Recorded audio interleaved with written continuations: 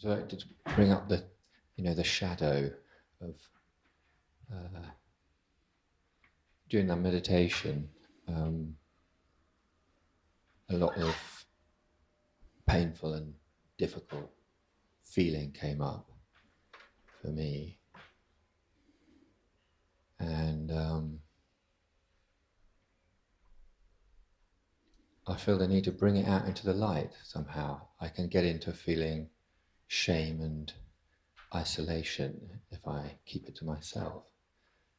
And I imagine there are others also who... so I kind of, just want to acknowledge it. And I couldn't love that aspect of my experience during the meditation. And it brought up confusion. I feel confused now. And it's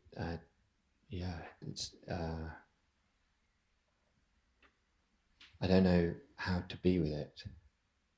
Okay. In a useful way.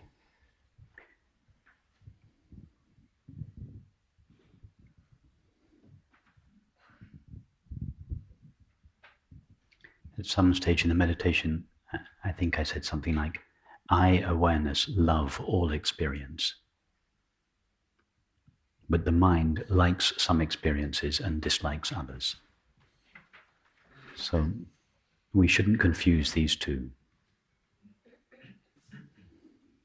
It is natural, appropriate, and inevitable that the mind should make choices. In fact, it's not possible for the mind not to make choices. And that means to prefer some experiences over others. So it's fine to, with your mind, to like some experiences and dislike others. But I'm not suggesting that one, with the mind, should try to love all experience equally. It is not possible. The mind is the tool by which we divide the seamless intimacy of experience into separate parts. The mind cannot stand without knowing an object or a fragment or a part. And it is not possible for it to like each of these parts equally.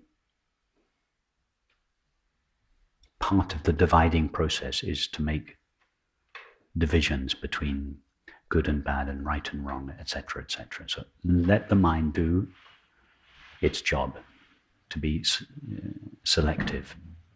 The love, when I say I, awareness, love, experience, I'm not talking about a feeling of love, of like or dislike that we have towards it, an experience. I'm talking about the inevitable and unavoidable and inherent condition of awareness in relation to all experience. And it is the same relationship that a screen has towards the movie that plays on it. Unconditional, allowing, and intimacy. The screen cannot choose what takes place in the movie. It cannot say yes to some scenes and no to other scenes. It doesn't say, I like some of the characters and not others. It is both equally open and equally intimate with everything that appears in the movie, the worst of it and the best of it. That is the position of awareness in relation to experience. Unavoidable intimacy. That's what I call love.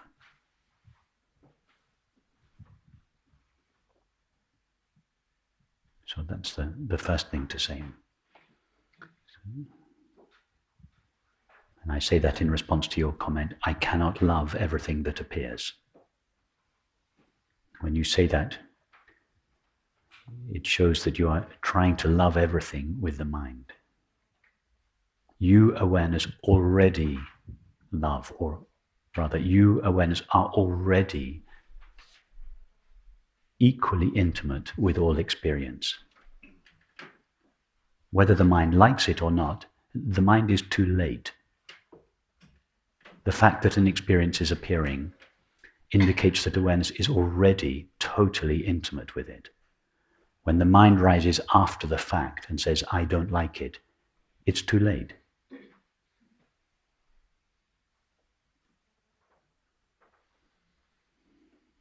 So that's the first thing. The second thing about these feelings of shame, these uncomfortable feelings, unpleasant feelings of shame and guilt, the shadow that you mentioned. Many people this week have experienced intense, stirring times, particularly during the meditations, that has not been peaceful by any means.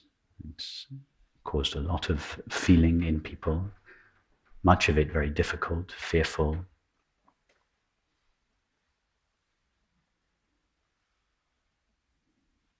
That is part of the process of these kinds of meditation, to allow all these feelings that we have been suppressing and managing and avoiding for so long to come out of their hiding places in the body.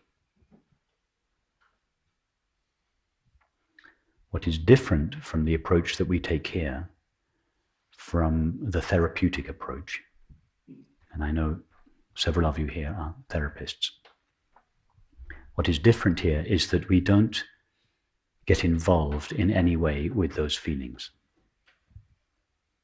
I'm not suggesting that there isn't a place for getting more involved with those feelings and exploring them. There is a place for it.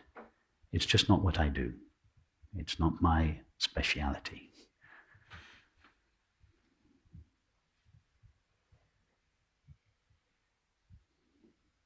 When I say it's not my speciality, this approach, it's not what we do in this approach. It's not the way we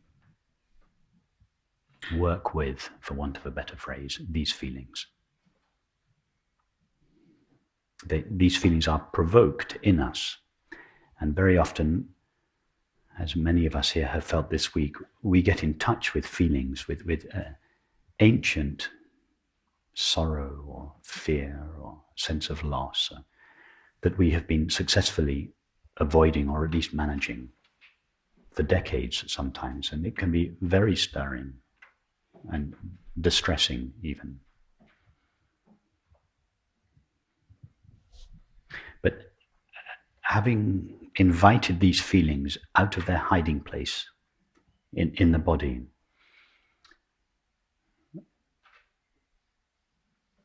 we don't get busy exploring them. On the contrary, we stand knowingly as this field of knowing, and we separate the storyline from the sensation, because a feeling of guilt or shame is always a mixture of the mind and the body. It always has a story attached to it, and it's also a sensation in the body. So the storyline always contains the belief, I am a temporary finite consciousness. That we explore in our conversations. In our meditations, we put that storyline on one side. We don't refer to our thoughts. We're left with the deeper root of the feeling, which is a sensation in the body. And in our meditations, not so much today, but in the last couple of days, we explore that sensation and its relation to the space in which it appears, and gradually invite it to open up and dissolve. So it's very good that feelings of guilt and shame and sorrow are provoked in these meditations. And I know that you're a therapist, and that you, in your work with others and with your work with yourself, have used a different approach to such feelings. And I'm not suggesting that such an approach doesn't have its place. I might say that I do see the value and have used a non-therapeutic approach to Yes. emotions for a long time Yeah. too, and so I'm very familiar with not getting engaged with them on a psychological level. I suppose it's where I am confused is that there's not enough my being in my awareness to be able to actually hold what's well. The problem is there is just enough, but it feels so.